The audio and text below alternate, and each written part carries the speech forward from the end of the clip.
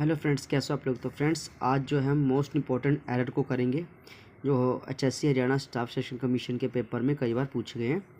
तो फ्रेंड्स उसी को हम समझने की कोशिश करेंगे कि क्या एरर होता है और वो एरर किस प्रकार से होता है फ्रेंड्स। ठीक है, चलिए बिना टाइम को वेस्ट किए फिर हम क्वेश्चन को स्टार्ट करते हैं।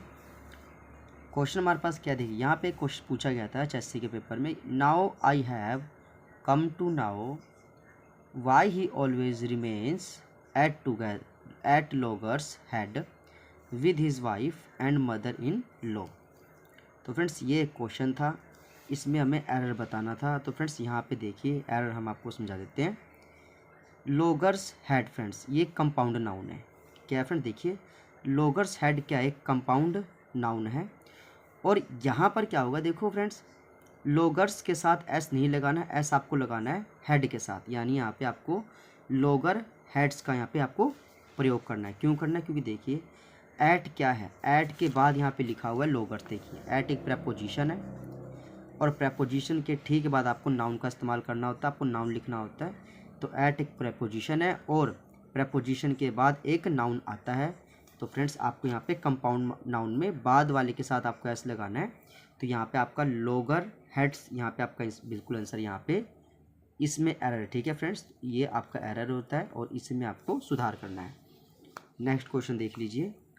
क्वेश्चन क्या है, there are only certain boy that are sincere and diligent and that can do well in the examination said the class teacher.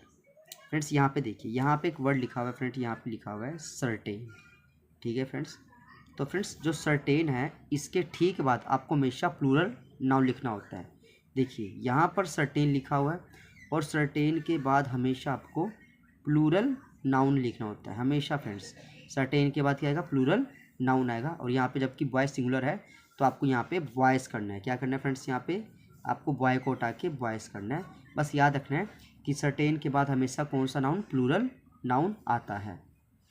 Next देखिए, an earthquake is a natural phenomena and nobody can check it be sure. आगे होगा no error, अगर कोई गलती नहीं है तो no error. तो फ्रेंड्स यहाँ पे देखिएगा, यहाँ पे क्या है फ्रेंड्स, यहाँ पे आ लिखा हुआ है। ठीक है, मतलब सिंगुलर है और सिंगुलर के साथ सिंगुलर नाउन आना चाहिए। जबकि फ्रेंड्स यहाँ पे लिखा हुआ है phenomena. Phenomena friends plural noun होता है, तो इसका जो सिंगुलर बनेगा वो बनेगा फिनोमिनन। मैं आपको बता देता हूँ, देखिए यहाँ पर सिंगुलर है कैसे, क्योंकि यहाँ पे ए लिखा हुआ है। ए लिखा है इसलिए सिंगुलर, इसको नाउन चाहिए। तो यहाँ पे आपको फिनोमिना एक प्लूरल नाउन होता है, तो आपको फिनोमिना ना लिख करके आपको यहाँ पे फिनोमिनन लिखना है। और कब लिखना है, जब आपके पास यहाँ पे लिखा हो ए लिखा हो, क्योंकि ए डिनोट करता है सिंगुलर नाउन को। नेक्स्ट देखिए फ्रेंड्स, यहाँ पे और एग्जाम्पल के लिए मैं बता देता हूँ आपको फ्रेंड्स। देखिए यहाँ पे फिनोमिनन का मतलब होता है काम करने की विधि या तरीका। ठीक है फ्रेंड्स, तो फिनोमिनन तो सिंगुलर हुआ और इसका प्लूरल बनता है फिनोमिना। जैसे स्ट्रेटम हो गया सिंगुलर और स्ट्रेटा हो गया प्लूरल। फिर ठीक है फ्रेंड्स, इसका एक एग्जांपल आपको बता देते हैं। देखिए, language consist of several stratums said a linguist in his lecture on language and linguistics. अब फ्रेंड्स यहाँ पे आप देखिएगा, यहाँ पे लिखा हुआ है सेवरल। सेवरल होता है बहुत ज़्यादा या बहुत अधिक। तो फ्रेंड्स यहाँ पे क्या है, यहाँ पे लिखा हुआ है स्ट्रेटम्स। ठीक है, तो अभी तो फ्रेंड्स हमने पढ़ा था कि स्ट्रेटम सिंगुलर के लिए और स्ट्रेटा प्लूरल के लिए। स्ट्रेटम्स कोई वर्ड नहीं होता, मतलब ऐसे यहाँ पे कभी नहीं लगता। और यहाँ पे लिखा हुआ है सेवरल, यानी सेवरल होता है अधिक, बहुत ज़्यादा। तो इसका मतलब आपको यहाँ पे प्लूरल लगाना है, क्योंकि एक से ज़्यादा के लिए यहाँ पे सेवरल लगाया हुआ है। तो आपको यहाँ पे लगाना है स्ट्रेटम। स्ट्रेटस हटा के आपको स्ट्रेटम्स हटा के आपको यहाँ पे स्ट्रेटा लगाना है। ठीक है फ्रेंड्स, मैं दिखाता हूँ आपको। देखिए यहाँ पर लिखा हुआ है सेवरल लिखा हुआ है, इसके बाद प्लूरल नाउन हमेशा आना चाहिए। तो यहाँ पे आपको स्ट्रेटा लिखना पड़ेगा, यही इसके अंदर फ्रेंड्स एरर है। आगे देखिए, the headquarter of the army is in Delhi. It is really very surprising that you do not now even this fact.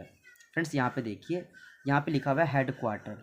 तो फ्रेंड्स मैं आपको बता दूं, हेडक्वार्टर कभी भी बिना एस के नहीं आ सकता, ये गलत है बिल्कुल। हेडक्वार्टर कोई वर्ड नहीं होता, हमेशा लिखना होता है हेडक्वार्टर्स। ठीक है फ्रेंड्स, यही हमेशा वर्ड होता है, इस तरह का कोई वर्ड नहीं होता फ्रेंड्स। इसमें यही एक माइनर सी एरर थी फ्रेंड्स। आगे देखिए फ्रेंड्स, क्वेश्चन क्या है, bringing back of normal functioning. Friends अब देखिए, ब्रिंगिंग स्टार्टिंग में ही आईएनजी से स्टार्ट हुआ तो ये एक जीरेंड होता है, ठीक है फ्रेंड्स। जीरेंड को हम सब्जेक्ट की जगह इस्तेमाल कर सकते हैं। Bringing back of normal functioning of the working bodies after demonetisation is the biggest concern for the people now.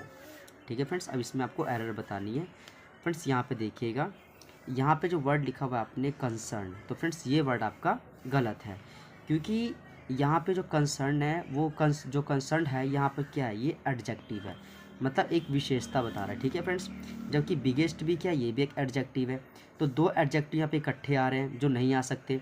तो इस बिगेस्ट के बाद आपको, मतलब एक एडजेक्टिव के ठीक बाद आपको नाउन लिखना होता है। तो यहाँ पे कंसर्न की जगह आपको यहाँ पे कंसर्न लिखना पड़ेगा। मतलब आपको बता दूँ, यहाँ पे देखिए, यहाँ पे आपको जो कंसर्न लिखा हुआ है एडजेक्टिव होता है, इसको आपने हटाना है और यहाँ पे आपको सिंपल जो है कंसर्न लिखना है, ठीक है फ्रेंड्स। क्योंकि बिगेस्ट खुद एक एडजेक्टिव है और दो एडजेक्टिव साथ साथ नहीं आ सकते, तो यहाँ पे एक एडजेक्टिव ठीक आपको नाउन लिखो, तो यहाँ पे कंसर्न, आप कंसर्न बिल्कुल ठीक हो जाएगा फ्रेंड्स। नेक्स्ट देखिए, the mother in laws gathered together to discuss certain family issue that had to be sorted out. Friends यहाँ पे देखिएगा, फ्रेंड्स यहाँ पे क्या, the mother in laws gathered, तो फ्रेंड यहाँ पे देखिए कंपाउंड नाउन, और यहाँ पे ये गलत है, यहाँ पे मदर्स इन लॉ होगा, ना कि मदर इन लॉज होगा। यहाँ पे लो को आपने लो के साथ एस नहीं लगाना, आपको यहाँ पे मदर के साथ एस लगाना है।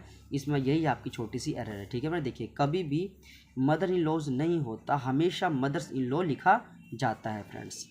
आगे देखिए फ्रेंड्स, क्वेश्चन यहाँ पे, it is a scientifically accepted fact that laugh is the best medicine. अब फ्रेंड्स यहाँ पे देखिएगा, laugh is the best medicine, जैसे फ्रेंड्स ये पूरा एक आइडम्स है और पेपर में कई बार सेंटेंस के पीछे आइडम्स होता है जो हमें पहचान करनी पड़ती है। तो laugh is the best made गलत है, यहाँ पे आएगा laughter is the best medicine. तो आपको यहाँ छोटा सा बस एक गलती को ढूंढ के निकालना है। यहाँ पर आपको एक कहावत का इस्तेमाल करना है, एडम्स का इस्तेमाल करना है, जो होता है laughter is the best medicine. तो यहाँ पे आपको लाफ हटा करके लाफ्टर लिखना है फ्रेंड्स। आगे देखिए, her hairs was messed up badly in the wind by the time she reached the function hall।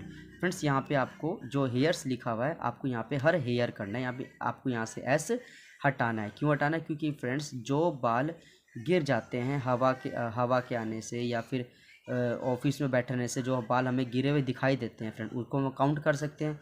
वैसे हेयर्स अनकाउंटेबल होते हैं, लेकिन जो गिरते हैं बाल उनको हम काउंट कर सकते हैं। तो यहाँ पे आपको सिंपल जो है हर हेयर लगाना है, HAIR का इस्तेमाल करना है, ठीक है फ्रेंड्स। यहाँ पे आपको एस हटा के HAIR एक काउंटेबल नाउन है, तो आपको यहाँ पर इसका इस्तेमाल करना है फ्रेंड्स। और देखिए, the flexible of withdrawals from funds under the pension scheme would be tightened. तो फ्रेंड्स यहाँ पे देखिएगा, देखिए यहाँ पे द लिखा हुआ है, और द फ्लेक्सिबल क्या है, फ्लेक्सिबल एक एडजेक्टिव है, और द के साथ हमेशा रूल के हिसाब से नाउन आना चाहिए फ्रेंड्स, ठीक है। जबकि यहाँ पे एडजेक्टिव आ रहा था, गलत हो गया। तो फ्लेक्सिबल का जो एडजेक्टिव होगा और जो नाउन होगा वो होगा फ्लेक्सिबिलिटी। तो द फ्लेक्सिबिलिटी ऑफ विड्रॉल आपका आंसर होगा। देखिए मैं आपको बताता हूँ, यहाँ पे देखिए, यहाँ पर द फ्लेक्सिबल एक एडजेक्टिव है और यहाँ पे द लिखा गया। द के बाद हमेशा क्या आता है फ्रेंड्स, तो द के बाद हमेशा फ्रेंड्स आपके पास आता है नाउन। तो आपको यहाँ पे फ्लेक्सिबल की जगह फ्लेक्सिबिलिटी लिखना है। Thank you friends.